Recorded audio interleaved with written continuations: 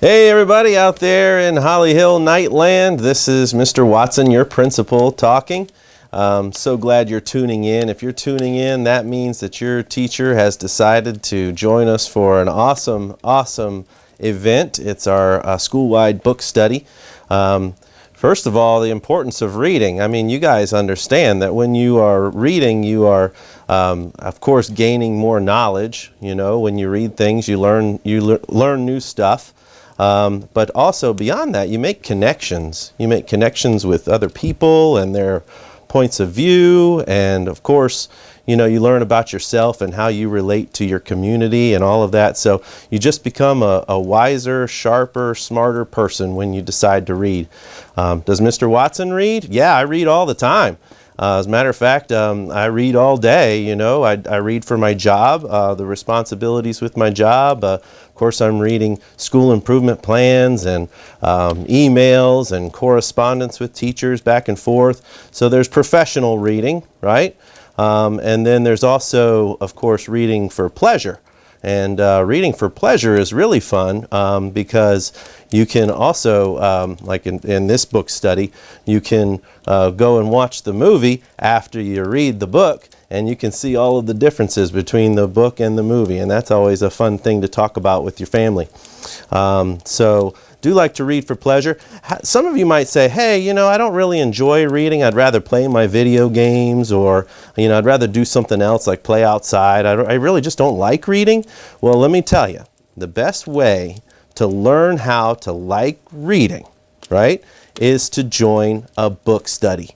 And that means that everybody reads the same book at the same time, and then you'll be able to compare notes, have conversations. Hey, did you like that chapter? What did you think of that? I know our school, with our book study that we're about to do, we're going to have lots of games and prizes and contests and things like that. So we're really going to make it fun.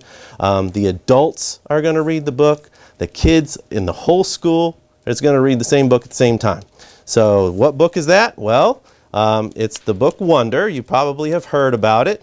It's a very popular book from last year, and actually it was made into a big-time movie. It just left the theater. So this is an excellent book.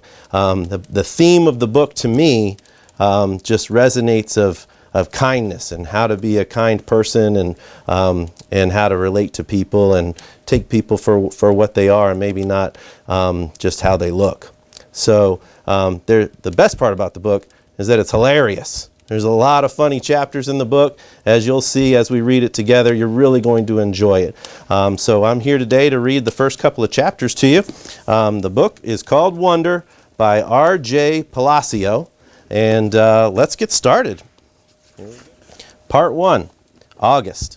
Fate smiled and destiny laughed as she came to my cradle. Natalie Merchant, Wonder. Ordinary. I know I'm not an ordinary 10-year-old kid. I mean, sure, I do ordinary things.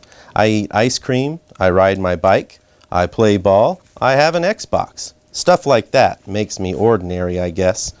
I feel ordinary inside, but I know ordinary kids don't make other ordinary kids run away screaming in playgrounds. I know ordinary kids don't get stared at wherever they go.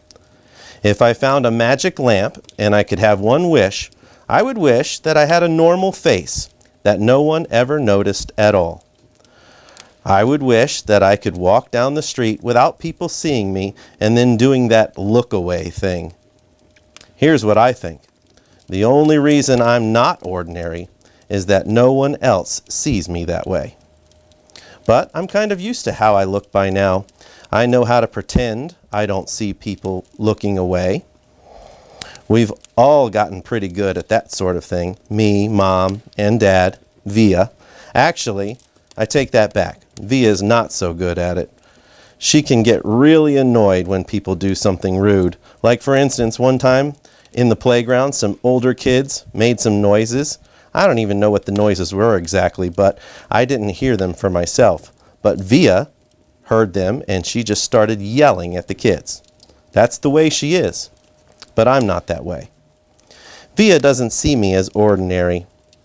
She says she does, But if I were ordinary, she wouldn't feel like she needs to protect me as much.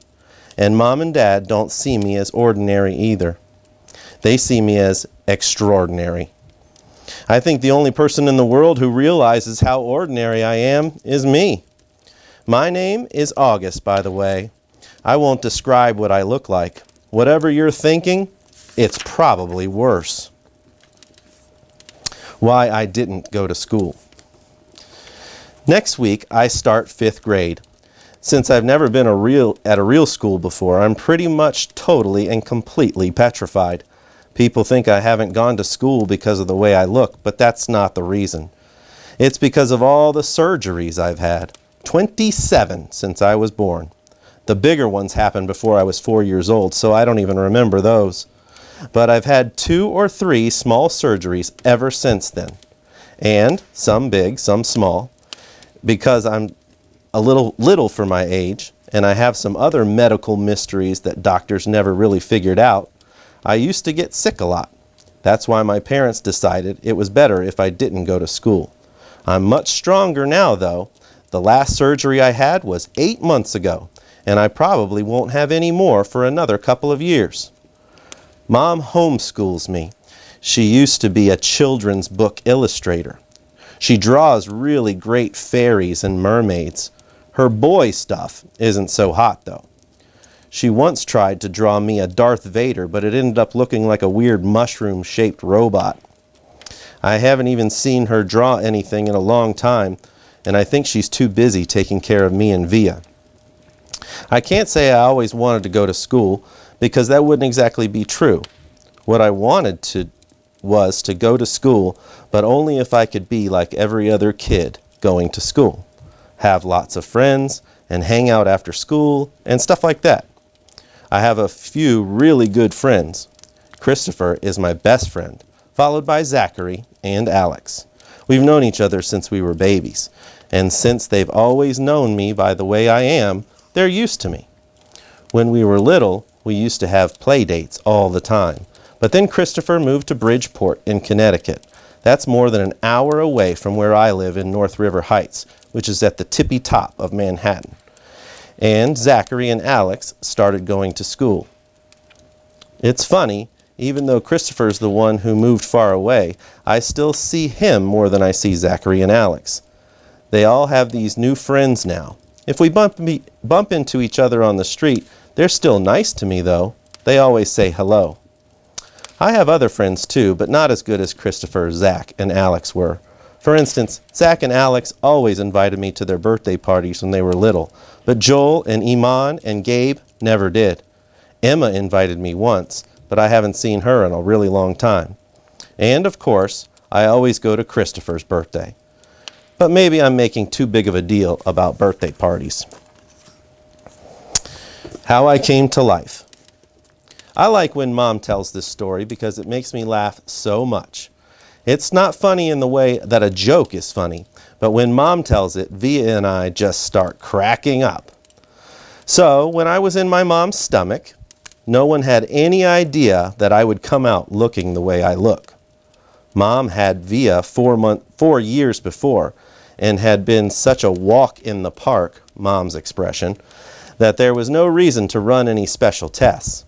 About 2 months before I was born, the doctors realized that there was something wrong with my face. But they didn't think it was going to be that bad. They told Mom and Dad that I had a cleft palate and some other stuff going on. They called it small abnormalities. There were 2 nurses in the delivery room that night that I was born. One was very nice and sweet. The other one, Mom said, did not seem nice or sweet at all. She had very big arms. And here comes the funny part. She kept farting. Like, she'd bring Mom some ice chips and then fart. She'd check Mom's blood pressure and then fart. Mom said it was unbelievable because the nurse never even said, "Excuse me." Meanwhile, Mom's regular doctor wasn't on duty that night, so Mom got stuck with this cranky kid doctor she and Dad nicknamed Doogie after some TV show or something like that. They didn't actually call him that to his face, though. But Mom says that that even though everyone in the room was kind of grumpy, Dad kept making her laugh all night long. When I came out of Mom's belly, she said the whole room got very quiet. Mom didn't even get a chance to look at me because the nice nurse immediately rushed me out of the room. Dad was in such a hurry to follow that he dropped the video camera, which broke into like a million pieces. And then Mom got very upset and tried to get out of bed to see where they were going. But the farting nurse kept putting her big arms on Mom to keep her down in the bed. They were practically fighting because Mom was hysterical, and then the farting nurse was yelling at her to stay calm. And then they both started screaming for the doctor, but guess what? He fainted right on the floor. So when the farting nurse saw that he had fainted, she started pushing him with her foot to get him to wake up, yelling at him the whole time. "What kind of doctor are you? What kind of doctor are you? Get up, get up." And then all of a sudden she let out the biggest, loudest, smelliest fart in the history of farts. Mom thinks it was actually the fart that finally woke the doctor up. Anyway, when Mom tells this story, she acts out all the parts, including the farting noises, and it is so funny. Mom says the farting nurse turned out to be a very nice woman. She stayed with Mom the whole time, didn't leave her side even after Dad came back and the doctors told them how sick I was. Mom remembers exactly what the nurse whispered in her ear when the doctor told her that I probably wouldn't live through the night. "Everyone born of God overcometh the world." And the next day, after I had lived through the night, it was that nurse who held Mom's hand, and when they brought her to meet me for the first time. Mom says by then they had all told her about me. She had been preparing herself for the seeing of me. But she says that when she looked down at my tiny, mushed-up face the first time, all she could say was how pretty my eyes were. Mom is beautiful. And, by the way, Dad is handsome. Via is pretty, in case you were wondering. Well, that's the first 3 chapters, you guys, so looking forward to our next guest celebrity reader. Hope you have fun with the book.